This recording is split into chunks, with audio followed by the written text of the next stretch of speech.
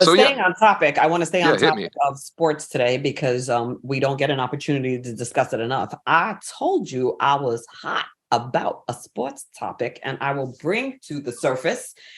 Ain't no Mr. tea Terrence, like salty tea. I'm I love salty. when we get salty tea in the building. Let's go. I'm salty like Lay's chips, American version, not the European version with all the healthy ingredients.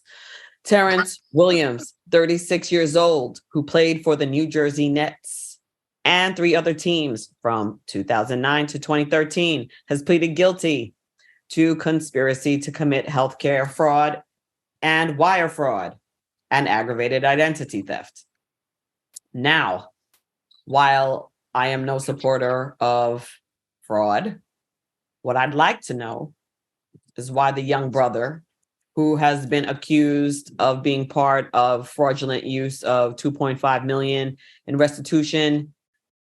He is being ordered to pay 2.5 million in restitution for his part in this fraud scheme and to forfeit another 650,000, all because he got $300,000 worth of kickbacks for allegedly recruiting players to submit false invoices for medical and dental work that was never performed. 300,000 in kickback. But when we compare that to the accusations against Brett Favre, they pale in comparison. So maybe I should remind the public that the scandal that Brett Favre is connected to is $77 million worth of funding. And it involves money from the Temporary Assistance for Needy Families program, a federal program that provides grant funds to states and territories to help the poorest families in the state in need. And basically, the large amount of this money was portioned out to 2 nonprofits specifically, the Mississippi Community Education Center and the Family Resource Center. And that was released by, it was stated in a press release by the office of Mr. White, who is involved in this case, from October 2021. So I'm wondering why Brett Favre is getting away with this so far, because as of this point, I don't believe he's been criminally charged, but the young brother's already getting 10 years. What say you? I think you're right on point. And I think, first and foremost, it is amazing how Brett Favre has just fallen out of public discussion when this was egregious. But now we're just getting here talking about, the latest thing that the backup quarterback for the 49ers tweeted. Like, that's getting more coverage than this, more than $70 million scandal that took away from, as we pointed out when we first covered this, the poorest people. Mind you, Mississippi is the poorest, if not one of the poorest states in the union. So if you are poor enough to be on the equivalent of food stamps and need government assistance in Mississippi, you are poor. They are not only the poorest state in the nation, they have the largest percentage of generational poverty, meaning 3 or more generations have been impoverished. Say that one more time, because damn. Seriously. Mississippi is the bottom of poverty in the United States. And of that bottom of the poverty are these people who these funds were supposed to go to, that were disproportionately distributed to these 2 nonprofits, one of which Favre was affiliated with, along with the pharmaceutical company, which he was an alleged investor of, and all for what? Because he wanted those funds to be navigated towards his alma mater to build a volleyball court while his daughter was attending there. Yeah, because his daughter's on their volleyball team. And this is Southern Mississippi University. That's his alma mater. And yeah, he was a good football player there. And through the Southern Good Old Boys Network, he's trying to use his relationships to divert funds that should be going to the poorest people in the world, not to himself, but to his school. To his school. Yes. And according to an audit that was performed, Favre was paid $500,000 in 2017 and an additional $600,000 in 2018 for appearances and speeches at multiple events that he did not attend or speak at. He claimed to have filmed commercials for these nonprofit organizations, and why he was still given the money. However, the auditor later revealed that Favre's contract stated that he needed to give speeches and a radio advertisement. Additionally, Mr. Favre is tied to a pharmaceutical company that has been named in this scandal. According to Mississippi Today, they reported that Favre is part of a company called Prevacus, in which he is a top investor. Allegedly, the company received $2.15 million. And according to text messages in 2018, that the founder of the company and Favre offered, I believe, the governor shares of the company. I mean, this is just ridiculous. The drug company, by the way, is now called Odyssey Health. They allegedly were developing a nasal spray designed to treat concussions. I mean, oh my goodness. So this goes deeper than just Brett Favre trying to divert money to his alma mater. There's all kinds of chicanery going on with offering shares to the governor. There had to be some kind of exchange for that. Getting paid to give speeches that you never actually showed up for. That's clearly a kickback. Like, come on. Yeah. So he's an investor and he's also supposed to be a paid spokesperson, but he's not actually doing any speaking. No, he didn't show up. And where is this investigation at now? Because I know they're investigating. Have charges been filed against them? There are no criminal charges as far as I'm aware of as of yet. And he is one of 37 other co-defendants in this case.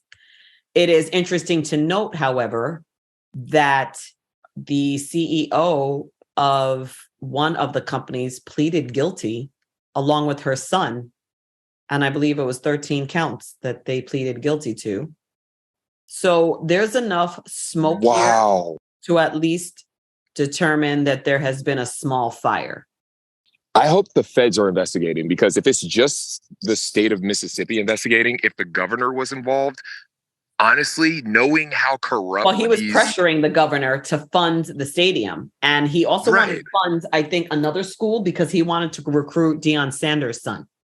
Oh, my goodness. Okay. See, to me, that if the federal government is not investigating, if it's just the state of Mississippi, they're going to bury it.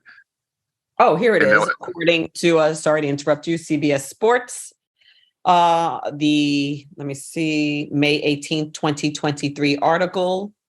The founder of one of the nonprofits that 3/4 of the $77 million was funneled through did plead guilty along with her son, Zach. 3/4 of the $77 million. Goodness. 2 nonprofits. 2. That were supposed to be helping the poorest people in the poorest state. Mm-hmm. However, a total of $94 million is in question about being misspent. Mm-hmm. So I'd like to know why this hasn't seemed to have moved much since this story broke, but yet the young brother is already being sentenced to 10 years. And I don't think we should take our eyes off the ball on this, because this is wrong. Absolutely. And there's still news coming out about this investigation, but the mainstream sports media, ESPN and whatnot, they aren't talking about it at all. They talked about it when the first article came out, and then they never touched it again after that. Right. And it's shameful, because this information is still pretty current. I mean, the founder, her name is Nancy, 27th MCEC founder Nancy New. NEW is her last name. There were text messages between her and Brett Favre about payments. And he even asked, is there any way the media can find out where this funding came from? She reassured him that the information would not be made public. She and her son, Zach, pleaded guilty to 13 felony counts relating to the scandal in 2022. It's also to be noted, in 2017, Favre began to ask then Mississippi Governor Phil Bryant for funding for a new volleyball facility at the University of Southern Mississippi, his alma mater, and the same school at which his daughter played volleyball. Okay, I remember reading about Brett Favre sending the text message. Did not realize that text message went to someone who has already pleaded guilty. Shameful. So there's no question that there is some kind of fire here. And again, my question is, why the disproportionate response to fraud when one was significantly less money? And Brett Favre literally stole from the poorest people in the United States. That's like kicking a blind 3-legged dog. Yeah. The one thing I can guess is that Brett Favre has enough money to pay lawyers to be able to fight this and drag it out. Whereas this brother might not have that much. And so he just went ahead and pled guilty to make sure he didn't spend 20 years in jail and make sure that he didn't rack up $1 million legal bill. Right. And his co-conspirators probably weren't politicians. Exactly. Like they're gonna fucking protect each other. He's like, this is like the Ghislaine Maxwell case. She's the first person that I know of in modern history to go to jail for a crime that we don't know who the co-conspirators are and never will. Yeah, where the hell is that case at? Nowhere. But that's okay because she's gonna take that L because it's either that or get Epsteined while she's in jail. She is the gatekeeper between, the rich and wealthy that participate in these kinds of activities. And she ain't talking. She ain't stupid. She was raised in that world. She knows what they're capable of. So, God rest everybody's souls. And everybody's going to have to face their maker at some point, and they'll have to come face to face with the decisions they've made. Hopefully you can come face to face with yours. And quick reminder. Well, hold on. Before we sign off, quick reminder. Yeah, Ghislaine Maxwell's father died mysteriously, just fell off of his yacht out of nowhere. Yeah, he was found naked floating in the ocean next to his boat. Very suspect, very Jason Bourne-ish, if you will. Yeah, people believe he was definitely murdered. Like, come on. Yeah, so Ghislaine Maxwell knows what's up. Where's the coverage on that? Where's the coverage on Brett Favre? Why are we talking about, the latest BS thing that some random person tweeted out, but we're not talking about this? And why is this person, Terrence, why is he getting shellacked by the media, but we're still not talking about Brett Favre or Ghislaine? Well, we are, and you'll continue to hear about it on Raw Food.